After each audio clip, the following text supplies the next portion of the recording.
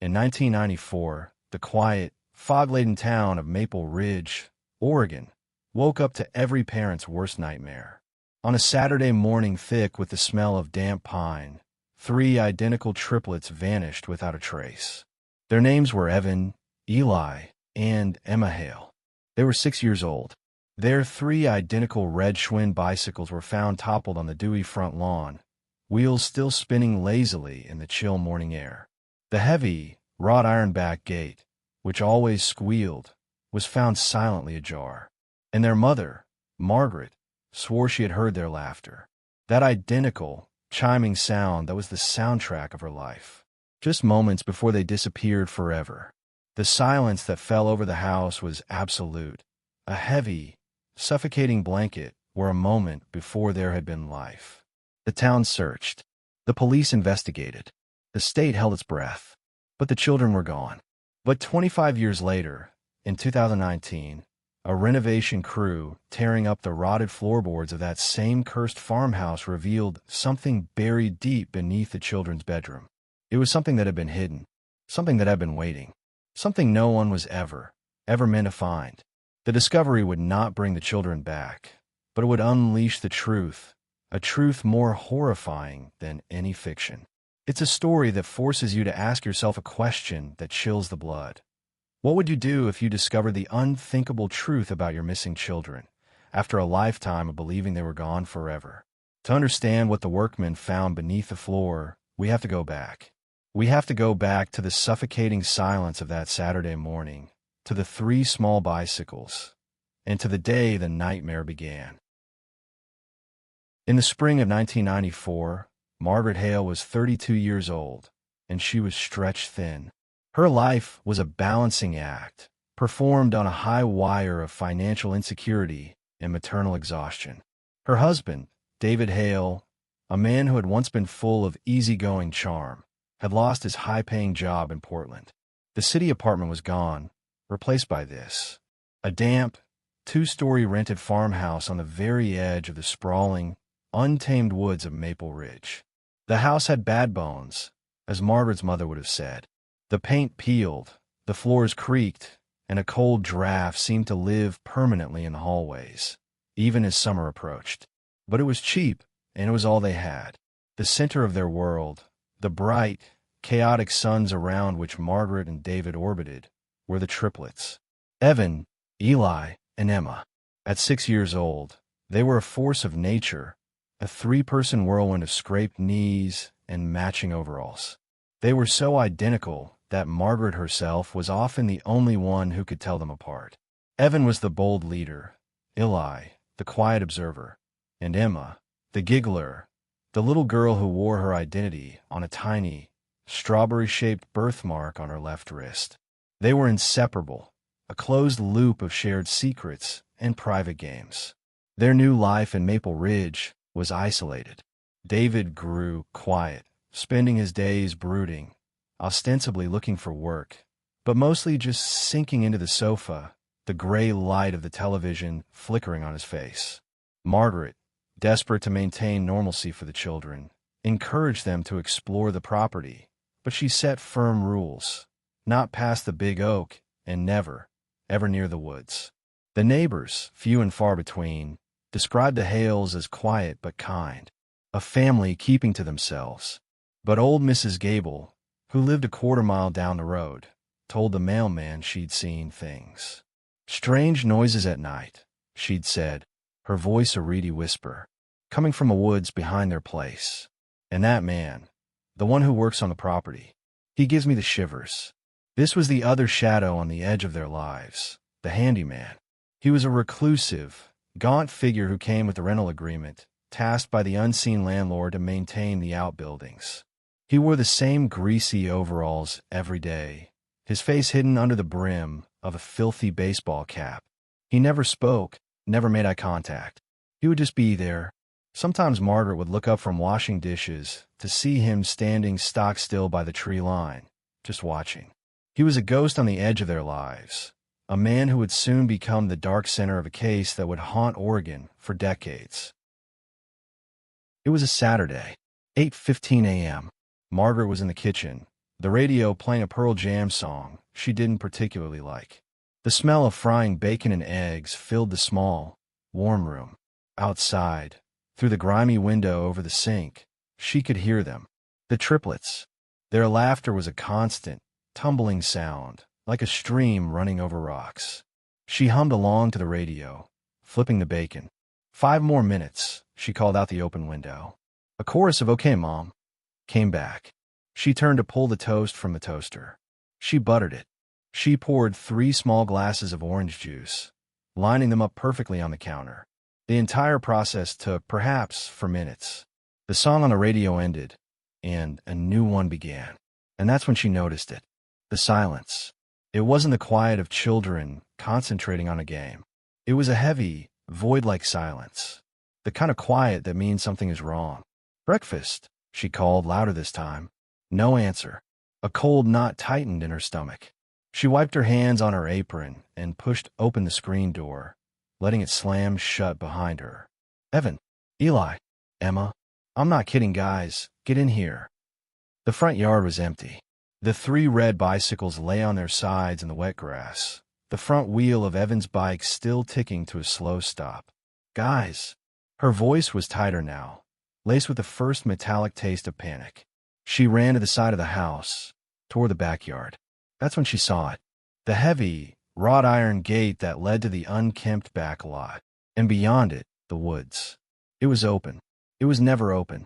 The latch was too high for them to reach. "Emma," she screamed. She ran through the gate, her feet sinking into the mud. "Eli, Evan," nothing, just a drip of water from the pine trees. The back fence, a rickety picket fence that separated the yard from the forest, was visible from the gate. On its splintered, mossy surface, there were 3 small, identical handprints side by side, smudged with the dark garden dirt. She searched for an hour, her screams growing hoarse, before she ran back inside, her hands shaking so violently she could barely dial 911. By nightfall, the entire town was searching. Flashlight beams cut through the oppressive darkness of the woods. Detectives James Rowan and Kara Mills had arrived, their faces grim. They found no footprints, other than Margaret's. No torn clothing, no sign of struggle. It was as if they had simply vanished into thin air. David Hale arrived home hours later, his face pale. He'd been in the next town over, he said, at a job fair. The detectives watched him, their eyes cold and assessing. His alibi seemed solid at first, but as the hours turned into days, small, hairline cracks began to appear in his story. The search teams found nothing. The dogs lost the scent right at the back gate. The case was already growing cold, and that's when investigators, doing a final, desperate sweep of the house, found something behind the children's closet wall. Detective Rowan, a man whose face looked carved from worn-out leather, ran his hand along the inside of the small closet. Detective Mills, young and sharp, pointed her flashlight at a loose piece of drywall at the back. It had been covered by a hanging shoe rack. Behind it, in the small, dark void between the studs, was a single piece of paper. It was a drawing. It was done in wax crayon, in the unmistakable, clumsy hand of a 6-year-old. It depicted 3 small, identical stick figures holding hands. They were walking away from a square, their house, and into a mass of green scribbles. The woods. Following them, just behind the last stick figure, was a tall, dark shape. It had no face. It had no features. It just had long, grasping arms. In the corner, a single word was written: Friday, the day before they vanished. The drawing changed everything. This wasn't a simple case of children wandering off. This was an abduction. The dark shape, the fact it was hidden. The investigation exploded. The focus immediately fell on the 2 men in the Hales' lives. First, the handyman. Detectives Rowan and Mills stormed the small, dilapidated shack he lived in on the edge of the property. It was empty. A single can of beans sat half-eaten on a small table, a spoon sticking out of it. The man's few belongings were gone. He had vanished as completely as the children. An all-points bulletin was issued.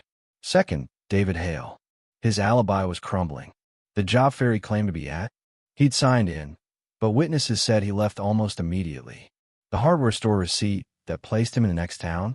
The timestamp was for 8:30 a.m., but the clerk, when shown a photo, said David had seemed agitated, like he was buying time.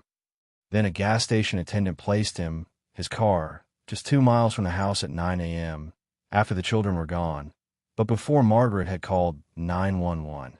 "What were you doing, David?" Detective Rowan asked him in the sterile interview room, the air thick with suspicion. I was driving. Just driving. Thinking," David stammered. "You don't understand the pressure I'm under." "The pressure," Rowan said, his voice dangerously quiet, "of 3 missing children." The trail for the handyman went ice-cold within weeks. He had no social security number, no driver's license. The name he'd given the landlord was an alias. He was a ghost. The case against David was purely circumstantial. They had suspicion. They had inconsistencies. But they had no body, no motive, no evidence. The suspicion, however, was enough. It poisoned the air in the farmhouse. Margaret looked at her husband and no longer saw the man she loved. She saw a stranger with dark secrets. She saw the man the police suspected of hiding his own children. 6 months after the triplets vanished, the pressure finally shattered what was left of their family. The fight was quiet, bloodless. "They think I did it," David said, standing by the door with a duffel bag. "Did you?" Margaret whispered, her voice dead. He looked at her, his eyes hollow. "I can't be here anymore, Mags. I just can't." He walked out the front door, got into his rusted sedan, and drove away. Margaret Hale never saw or heard from her husband again.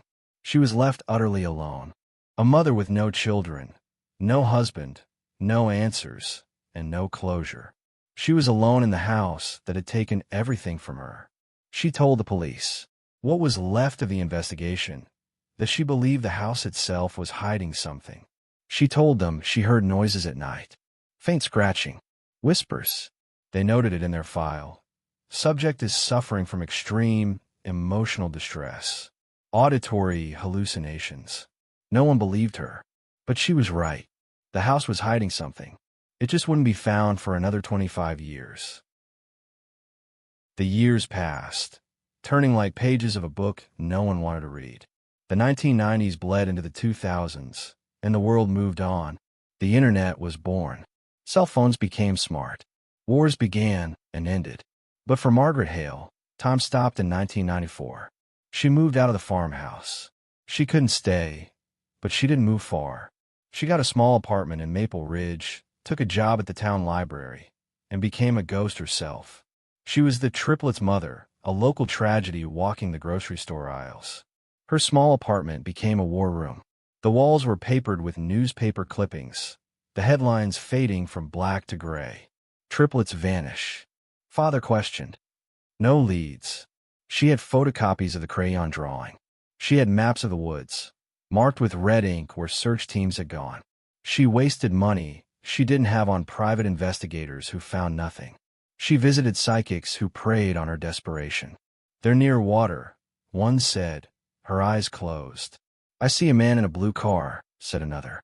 It was all smoke. Every lead, every tip, every whispered rumor ended the same way, in silence. The farmhouse on the edge of the woods sat empty for a long time. The landlord, tainted by the property's history, sold it for cheap. A young couple bought it in 2002, charmed by the rustic location. They moved out in 2004, telling friends they were spooked by bad wiring and unexplained noises. A family with teenagers bought it in 2008. They moved out within 6 months after their family dog, a healthy golden retriever, disappeared from the backyard. The house sat empty again, reclaimed by the weeds and the woods. The paint peeled off in long, curling strips. The windows were broken. The local kids, brave and foolish, had a name for it. They called it the Hale House. It was the haunted, cursed place at the end of the road. Margaret never moved away. She couldn't. She was tethered to that land, to that last place her children had been. Every year, on Christmas Eve, she would perform a sacred ritual. She would buy 3 identical presents: a toy truck, a doll, a set of blocks. Then, in the dark, she would drive her old car to the abandoned farmhouse. She would walk up the cracked, weed-choked path, climb the rotting porch steps, and leave the 3 presents by the front door, just in case. She was a woman preserved in amber, waiting for an answer that would never come. Then, in 2019, a property developer bought the entire parcel of land. Their plan was to demolish the derelict structure and build new, modern homes. When Margaret heard the news, she felt a strange, cold numbness. They were tearing down the last piece of her. The construction crews arrived on a bright, cold morning in October. They were there to tear the house down to its foundation. And in doing so, they made a discovery that shocked everyone, from the hardened demo crew to the highest levels of the Oregon State Police. It was the second day of the demolition. The crew, a half-dozen men in hard hats and tool belts, had already gutted the upstairs. They were now on the ground floor, in the room that had once belonged to the Triplets. The air was thick with plaster dust and the smell of mold.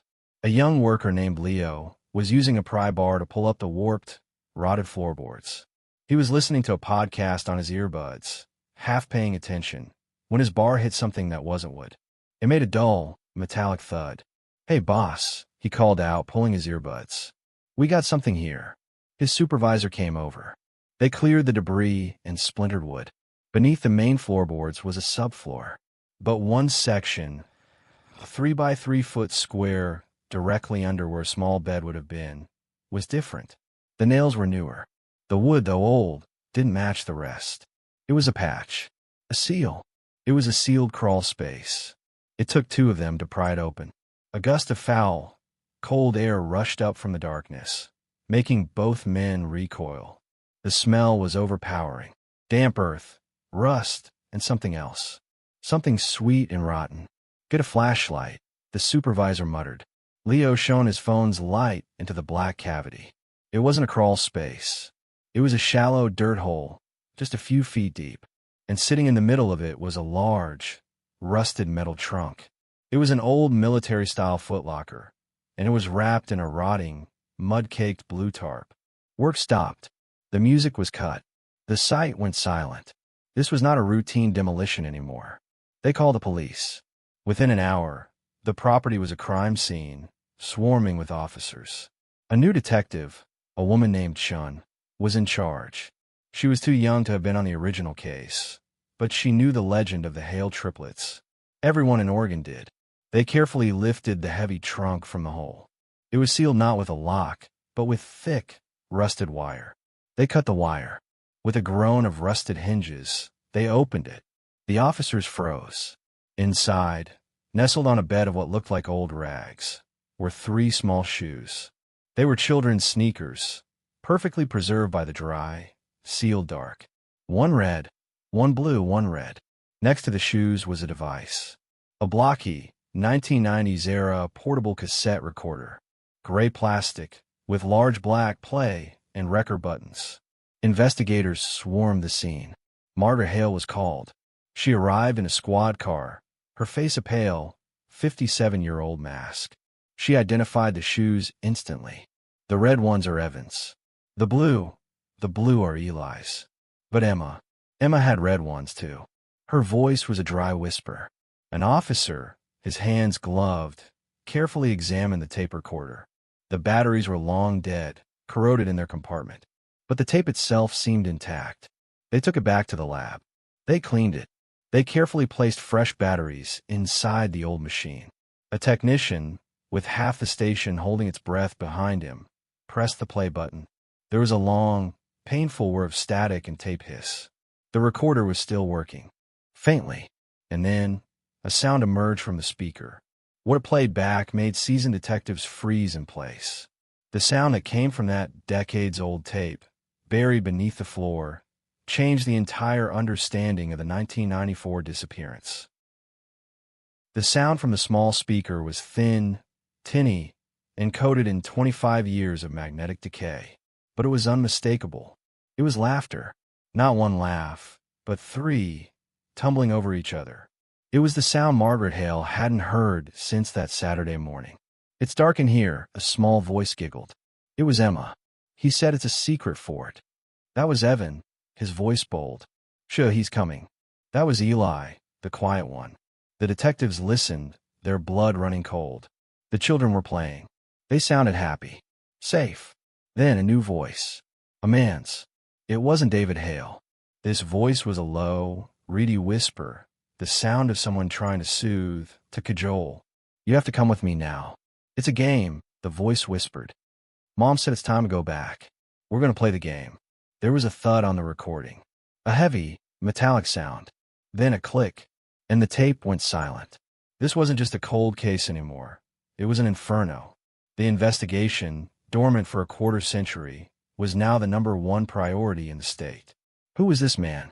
They ran the serial number on the cassette recorder.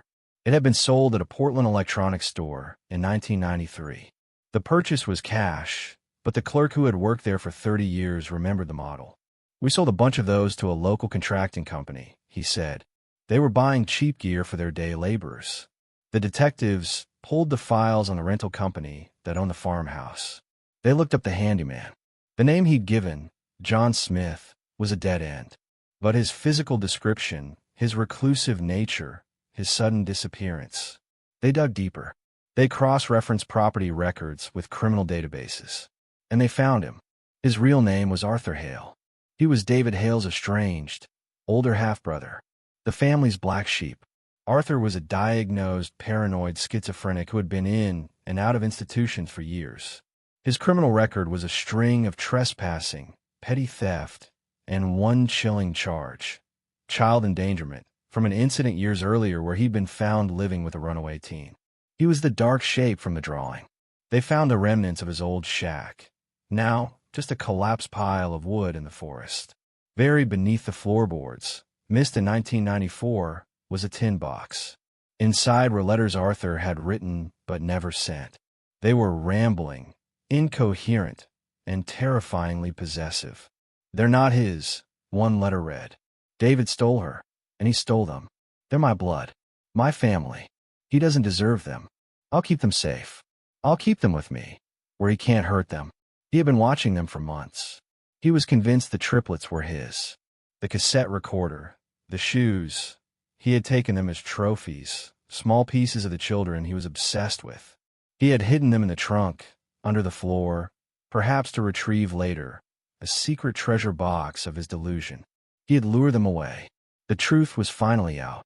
But the real horror, the final, unthinkable piece of the puzzle, wasn't in who took them. It was in where they were found. The discovery of the tape and the trunk prompted a full excavation of the property. The demolition was halted. Ground-penetrating radar was brought in. Scientists and forensic anthropologists began to grid the entire yard. Near the back fence line, just past the rotted picket fence with the 3 faded handprints, the radar pinged. It showed a large, hollow void, 8 feet down. It was hidden beneath a tangle of ancient, thorny blackberry bushes. But under the thorns, they found it, a set of rusted, slanting metal doors.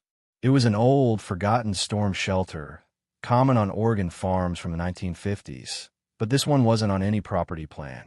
It was sealed shut with rust and time. It took 2 officers with a heavy-duty crowbar to pry the doors open. A blast of cold, subterranean air escaped with a hiss. It was a small, concrete box, 10 by 10. And inside, in the suffocating dark, they found them. The remains of 3 small children.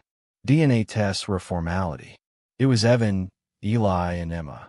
Margaret Hale collapsed. For 25 years, she had held onto a thread of impossible hope. That they were out there. That they'd been abducted, taken to California, raised by another family. That one day, they would walk back in her life. That hope was now extinguished, replaced by a truth more grotesque than any she could have imagined. But one detail confounded the investigators. The door to the shelter had a heavy interior latch, a thick metal bar designed to be dropped into place from the inside to protect against a storm. That bar was in the lock position. It had been sealed from the inside. They pieced it all together. The tape, the shelter, the drawing. Arthur Hale. It wasn't an abduction, not in the way they thought. It was a game. A horrible, fatal game. Arthur, in his delusion, had lured the children from the yard. "Let's play secret fort," he'd whispered. "Your mom said it's okay." He was the dark shape, leading them into the woods. He led them to the secret storm shelter. The children, excited, giggling, climbed inside. Arthur, playing the game, recorded their voices on his new toy. Then, the thud on the tape. It was the sound of the heavy metal doors closing. Maybe he left them there for just a minute, planning to come back with snacks. Maybe he just left, period. But at some point, the children, playing in the dark, or perhaps panicking and trying to get out, knocked the heavy interior bar latch. It fell into place. They sealed themselves in. Arthur Hale came back. He tried to open the door, but it was latched from the inside. He couldn't get in. He could probably hear them. Panicked, knowing he would be arrested, knowing he was responsible, he ran. He ran from the property, ran from the state, ran for what he had done, leaving the triplets trapped in a soundproof concrete box, just yards from their home. The sound of their laughter, recorded on that tape, was their last. For 25 years, Margaret Hale had lived and breathed and grieved, just feet away from the children she was mourning. She had watered the garden that grew over the very place her children took their last breaths. Margaret, now a 57-year-old woman with the eyes of a centenarian, stood by the excavated site. The half-torn-down house stood behind her like a rotted skeleton. She held a single, cracked photograph of the three of them, their faces bright and identical, taken just 1 week before they vanished. She didn't cry. The tears had run out decades ago. There was, at least, a final, grim justice. What had happened to Arthur Hale, the man who had run? With the case reopened, police rediscovered an old, forgotten cold case file from 1999. A hiker had found skeletal remains at the bottom of a deep, rocky ravine nearly 10 miles from the Hale property. At the time, with no missing persons report matching, the remains were filed away as John Doe. In 2019, they ran the DNA. It was Arthur. The coroner estimated his time of death was late 1994, likely within weeks of the disappearance. He had run, and in his panic he had fallen. And David Hale, the husband who had also vanished? The case remains open. He was a man broken by grief and suspicion, but he was not a killer. He was just another victim of that day. He was never seen again. The town of Maple Ridge tore down the house. They filled in the shelter. They didn't build new homes on that cursed land. Instead, they built a small park. At the center, they planted a memorial. 3 small, beautiful maple trees, planted side by side, so they would grow up together. Margaret Hale visits sometimes. She sits on the bench and watches the leaves change color. She finally had closure, but she would never have peace. In the end, the truth didn't set her free. It only proved that sometimes the most haunting and terrible mysteries are not in some faraway land, but are buried, waiting in the very places we call home. What would you have done if you were Margaret? Would you have stayed in that town, so close to the house? Tell us in the comments below. If this story shocked you, hit the like button and subscribe for more true stories you'll never forget.